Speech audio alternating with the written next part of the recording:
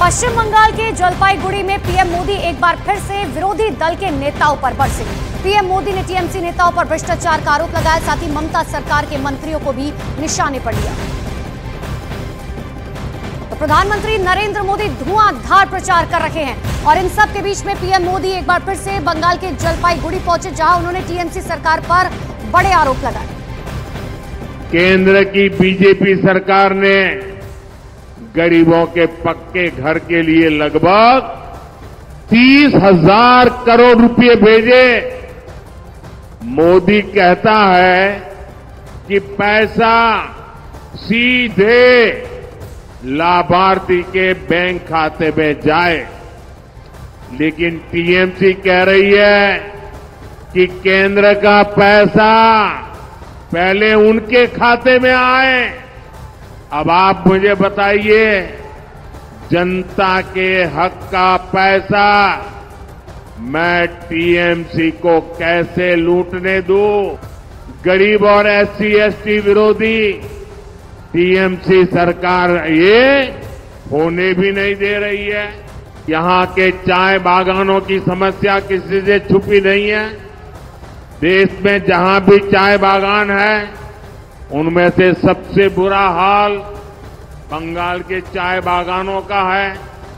TMC का छोटे से छोटा नेता भी बड़े बड़े बंगलों में रहता है, लेकिन चाय बागान के मेरे परिवारों को मूल सुविधाएं तक नहीं मिल रही है।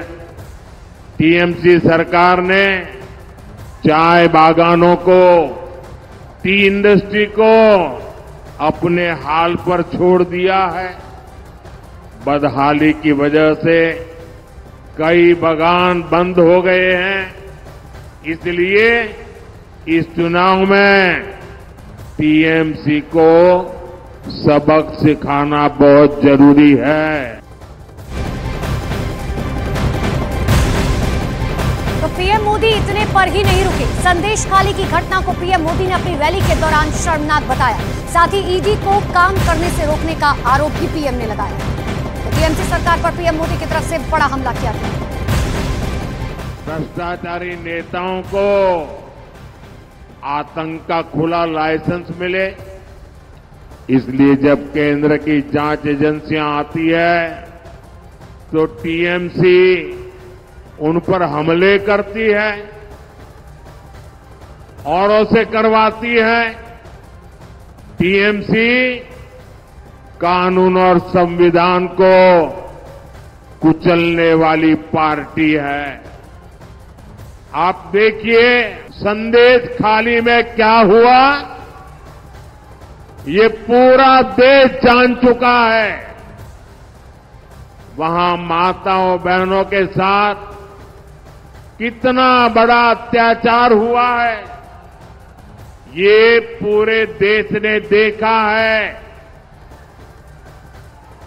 हालात ये है कि हर मामले में यहां कोर्ट को खुद को दखल देना पड़ता है। यहां हर तरफ टीएमसी के सिंडिकेट का राज है। लोग अत्याचार सहने को मजबूर है।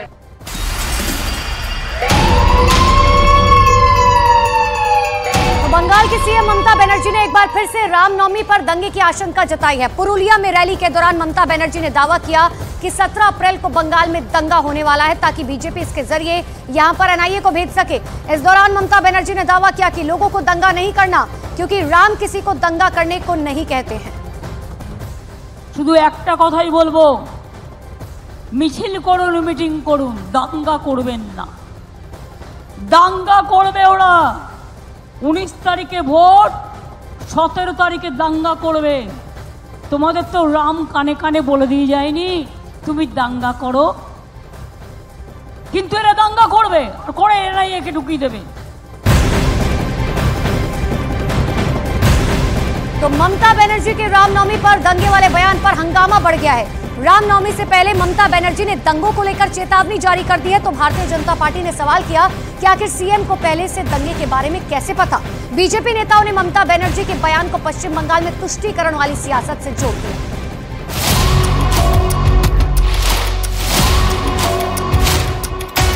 प्रभु राम अपने घर विराजे, और ये रामनवमी आ रही है, सज धज के लोग मनाने वाले हैं। हम देखते हैं कितना विरोध करते हो। राम के नाम पर सियासत काम पर।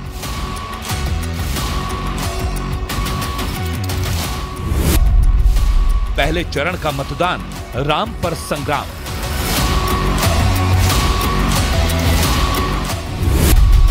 मतदान से पहले ममता को याद आए राम। रामनवमी पर ममता की चेतावनी पर सियासी तनातनी। শুধু আপনাদের কাছে একটাই অনুরোধ, কোনো দাঙ্গা করতে দেবেন না।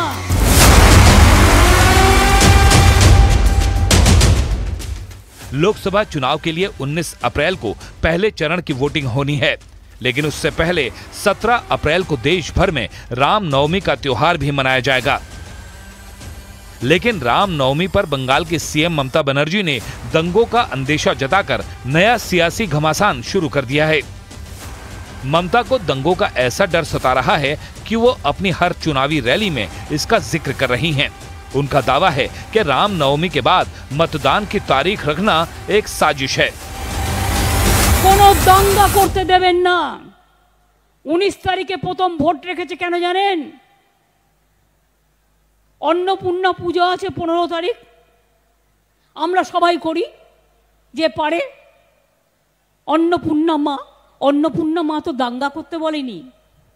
16 তারিখে অষ্টমী, আর রামনবমী, ওটাকে রামনবমী বলে, রামনবমী বলি, সেটা হচ্ছে 17 তারিখে। ভোটের আগে দাঙ্গা বাঁধানোর খেলা, তারপরে রাম রাম করে। আমার রামের প্রতি অশ্রদ্ধা নেই, কিন্তু দাঙ্গা করবেন না, দাঙ্গা করে ভোট করবার চেষ্টা করবেন না। তাহলে মনে রাখবেন, দাঙ্গাকারীদের বিরুদ্ধে যত কঠোরতম ব্যবস্থা আমরা নেবই নেব, দাঙ্গাকারীদের ছাড়বো না। बंगाल में रामनवमी पर दंगों का अपना एक इतिहास है। पिछले साल रामनवमी पर बंगाल के अलग अलग शहरों में हुई हिंसा की तस्वीरें अभी भी लोगों के जहन में जिंदा हैं। और चुनाव से ठीक पहले ममता बनर्जी का रामनवमी पर दंगे की आशंका जाहिर करना कई सवाल खड़े कर रहा है। बीजेपी ममता बनर्जी से सवाल कर रही है कि उन्हें कैसे पता कि रामनवमी पर दंगा होगा। बीजेपी ममता पर तुष्टीकरण का आरोप लगा रही है। पिछले साल जहां जहां पथराव हुए उन इमारतों के मैं नाम नहीं ले रहा हूं, नहीं तो फिर सांप्रदायिकता का मेरे ऊपर आएगा, भाजपा पे आएगा। जिस जिस इमारतों से पथराव हुए, क्या भाजपा वहां जाके छत पे पत्थर रख गया था? ये शायद उनका गुप्त संकेत कुछ लोगों को है कि 17 अप्रैल के लिए तैयार हो जाओ, जैसे यहाँ पर सांप्रदायिक हिंसा लगे, रायट हो। ये उनका एक गुप्त, मेरे ख्याल से सिग्नल जिसको कहते हैं।